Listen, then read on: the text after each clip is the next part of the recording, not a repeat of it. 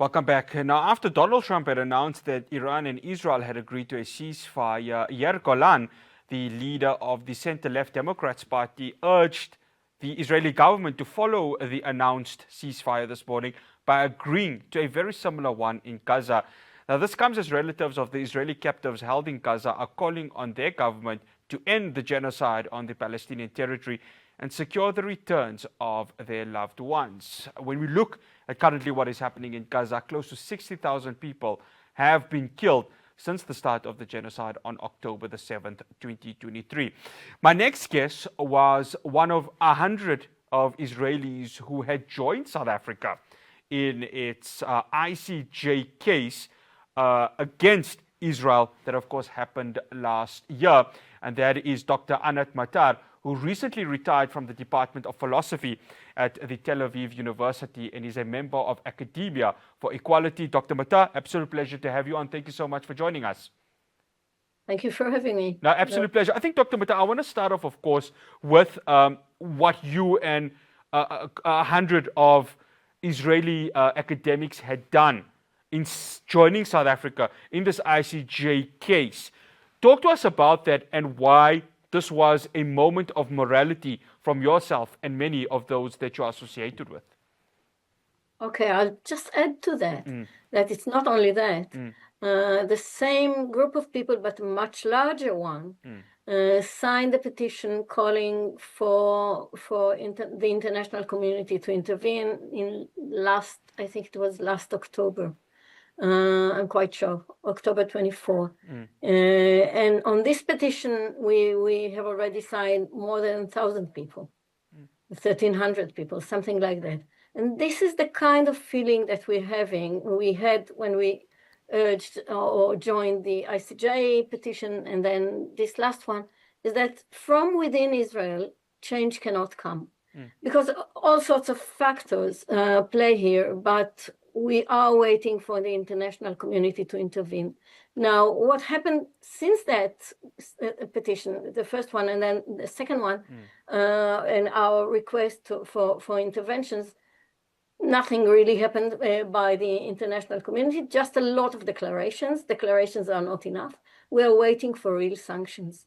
And every time we hear that, Europe, for example, is contemplating genuine sanctions, real sanctions, substantial sanctions, they just contemplate. They don't do anything. And until something really, really happens, then I don't see anything moving forward.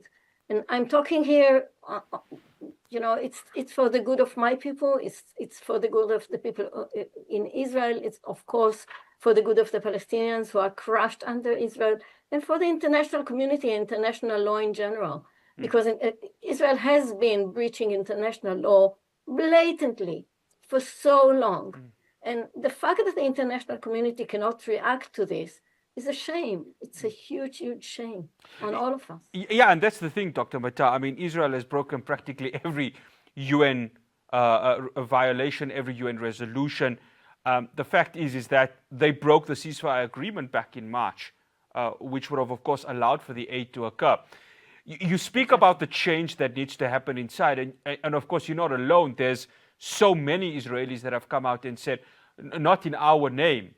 And I mean, I can think of the names like Gideon Levy, of course, who's with Haaretz newspaper. Why is it important that, individuals like yourself say, we do not want to be associated with this government that has right-wing elements to it, and I'm going to touch on it in the next segment when we talk about settler attacks that are happening in the occupied West Bank. Because this isn't Judaism, this is now pure out-and-out Zionism. How important is that discussion that needs to be made, especially from internally within Israel? Yeah, I think we feel that we in a way are a locomotive, and then other wagons will join in. So Gideon is not exactly the best example, as I am not the best example, because we are already marked. But when we do a move and then hundreds are joining, and as you said, I mean, we were 100 then, and then 1,300 have joined in October, and then again 1,300, not the same ones exactly, academics initiated sort of academic movement called Black Flag, which means stop. This is beyond the limit. We went beyond the limit, and that occurred only last month. So you see a kind of development within the Israeli community, and I think this will push maybe the government to do something if that gets some impact. Dr. Matar, what we've seen... The point is to drag us more to the majority view. I mean, I don't expect that the majority view will be with us, but that many thousands of citizens will join us. And then a strong voice will be heard, and maybe that will change. And as I said, eventually I'm counting on the international community, which hasn't proved that we can count on it. Yeah. I mean, here's the thing about the international community. Israel has, of course, been acting with impunity for a very long time because they've got, of course, the United States of America. And even though nobody really knows what to expect from US President Donald Trump at this very moment, who says, of course, he's a friend of Israel, but just earlier today, he criticized Israel for its attack on Iran. The thing is that how isolated has Israel become? I know internally it's slowly starting to show, but from an international perspective, the fact that you've got the British government saying that we're going to have to consider or reconsider, I beg your pardon, weapon sales to Israel. Europe is following suit. You've got the global south completely saying we do not want to be associating with Israel. And that in itself is really further isolating themselves, isn't it? Especially given that this genocide is becoming more brutal by the day. Yeah, well, I agree with all the facts, but not in the estimation. It's true about the global south. And I hope the global south would get a major role in this. But until it does, I don't think that America and Europe, I mean, you see mass demonstrations, really heartwarming mass demonstrations in Europe and in the States and in Canada. But I don't see them affecting anything. As you said, Keir Starmer, yes, announced all sorts of potential sanctions and even minor sanctions. I mean, they put minor sanctions on particular people in the Israeli government, not on the government in general, but the very, very radical wing or terrorist people. But I don't think this is the approach because that will not change anything. We are choosing some settlers, supporters, and just putting sanctions against them, that will not help. You need to go beyond words to deeds, and that hasn't been done. That hasn't been done. So he reconsiders his arms sale, but he still sends arms. Dr. Matar, before we go to the break, a lot of the criticism, and I'm sure you could speak to it on a more broader note, with regards to the families of the hostages that are being held in Gaza, a lot of what is being mentioned is that, listen, they want the hostages to return, and I think they have every right for that to be the case. When, of course, if all of the hostages were to be returned, this genocide in Gaza would continue. It's very paradoxical because it speaks of part of the Israeli society that are still giving the thumbs up to the government to go ahead and continue what is happening in Gaza. I want you to talk to us about that. And I mean, from your perspective, from, of course, the organizations that you are associated with, who wants to, of course, see the change happening within Israel. Talk to us about that and whether you foresee something like that actually occurring. Yeah, well, I do see. As I said, I mean, there's this new Black Flag organization of academics, and you do hear the people around the families of those kidnapped. I mean, and I think that some of them, at least, are more explicit in calling for, you know, a total agreement, a final agreement to release the hostages and to bring calm to the region. Yeah, of course, this is the right way. Does this really catch the most of the population in Israel? I don't think so. No.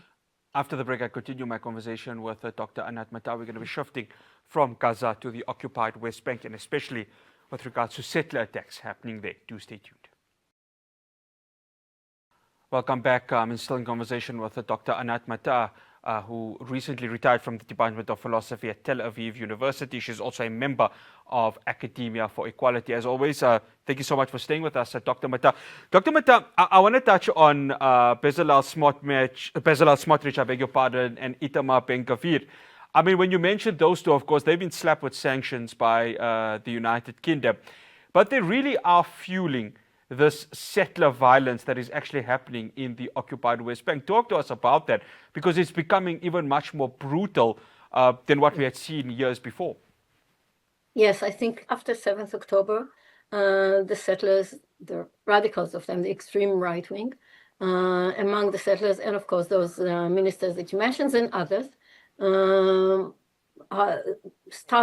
lost any stoppage. I mean, they simply continued harassing with much more violence the Palestinian communities throughout the West Bank.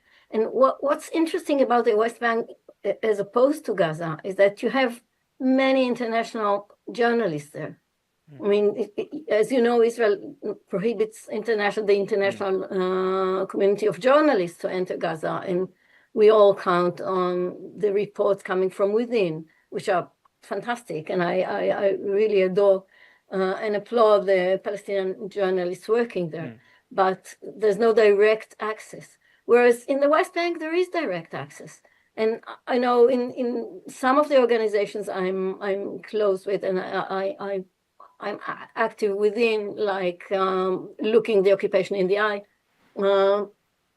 they are taking journalists every other week, and they see the weak Palestinian communities and the way they are daily and nightly harassed. And again, you don't see that anything substantial rather than symbolic happens. So this is in continuation with what I said before. But now that you have, I mean, the European community has an open access to these communities. Dr. Matar, or rather open, actually, because I just want to add, I mean, you know that there are severe demolitions now in Masaf Eriata. Yes. This is where the film No Other Land, the Oscar Oscar, which won the Oscar actually for documentary film. So this is where this occurs, and people from Masaf Eriata took journalists and ambassadors and politicians to visit the place, and then they were stopped by the army. So it's not that easy to reach that place, but still it's possible, and still even being stopped abruptly by the army is also something that you can report. Yeah, I was going to actually talk about the non-entry of journalists that, of course, occurs. I mean, Gaza is one of them. Al Jazeera, the Qatari broadcaster, I mean, they've been banned from parts of the West Bank due to the Palestinian Authority, and of course, you've got them not having entry into Gaza. The last time a country that, of course, had intentions to launch full-scale outwar was Nazi Germany, and they had, of course, blocked every single press from entering the occupied lands, which they, of course, had conquered, and, of course, within Germany itself, unless, of course, it was state media. When one looks at Israel right now, I mean, surely there's a case where a sense of autocracy is being practiced, especially when it comes to the media. And, of course, there are some that are saying this is the reason why Israel cannot be trusted in terms of information, given that they have blocked practically every international press from entering its country and, of course, its occupied lands. Yeah, just let me note a reservation about Nazi Germany, because I think there are so many places. I mean, Russia, Putin's Russia, and other places. So I think we should look at every particular case on its own. And Israel is enough problematic without that comparisons. I don't think it helps. And I think it divests the attention. Anyway, about freedom of access or freedom of speech, and this is a very good question, I think, because again, every autocracy looks different. So Orban's Hungary looks a little bit different than Argentine, and Argentine looks a little bit different than Putin's Russia, and so you can look at the differences and see a pattern there, but then again focus or center on the particularities of each case. So in Israel, people boast, rather than in other places, I think, in Israel being a democracy. And in a way, it is still some kind of democracy. I think it never was, but because of the Palestinian population within Israel. But it can be a democracy if you look at it one way as opposed to Russia, for example. There is a difference. Yet, the kind of total popular opinion that is somehow pours out of the screens of the TV stations. Everyone, I mean, not only the official TV station, the Israeli broadcast service, but also commercial stations. And you hear the same songs, you hear the same theme, you hear everything, and so you have a very, very shallow understanding of the population of what happens. And this I would take to be a sort of autocracy in itself. Dr. Matar, there's two nations I want to bring in. There's two questions I want to hopefully try and fit it in here with you. There's two nations that, of course, have obviously showed complete support for Israel. Of course, India is one of them, and they're all part of the Geneva Convention. And the reason I'm bringing this up is that, of course, there is this ICC arrest warrant for Benjamin Netanyahu and Yoav Gallant. India is one of them. Argentina, Javier Milei has, of course, expressed total support for Benjamin Netanyahu's government. Both of them are in the global south. And then, of course, you've mentioned Viktor Orban of Hungary, who, of course, just had Benjamin Netanyahu there a couple of weeks ago and practically did nothing. They've gone as far as saying that they want to pull out of the ICC. I mean, this sets a dangerous precedent, doesn't it? I'm sure you followed Jed here in South Africa when Omar al-Bashir, who himself had an ICC arrest warrant. The South African government didn't do anything. 2 years ago, the BRICS summit, Vladimir Putin did not come to South Africa, of course, with the ICC arrest warrant hanging over his head. But when you look at Israel right now, when you look at these two that have this ICC arrest warrant, it's quite clear that this is impunity taken to another level, isn't it? Given that, of course, you've got one European nation who could be setting a precedence for Benjamin Netanyahu to walk anywhere he wants without anything being done to him.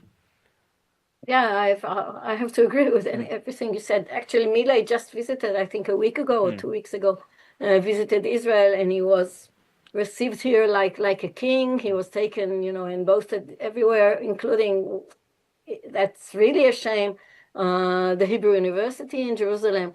He was received there by the president of the university. That's terrible.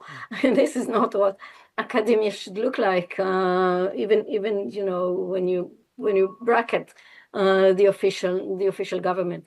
But this all adds up to the same story that you said. I mean, this total impunity that Israel has, and here it joins and is supported by those figures that you mentioned and others.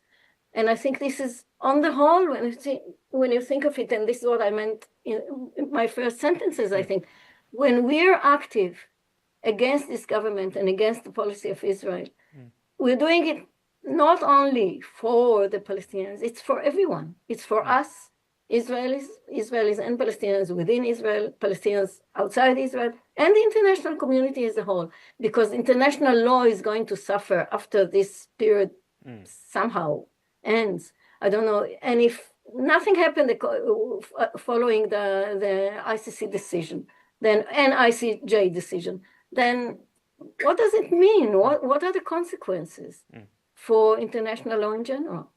Dr. Matar, one final question I want to get in. I've spoken to the previous interview I had, of course, when we touched, of course, on the Iran and Israel conflict that is a ceasefire currently in place at the moment. But I want to touch internally within Israel. So you have, of course, Yair Golan, who's come up and said, listen, there needs to be a ceasefire in Gaza. the family of the hostages are saying, listen, allow for this to happen so our loved ones can return.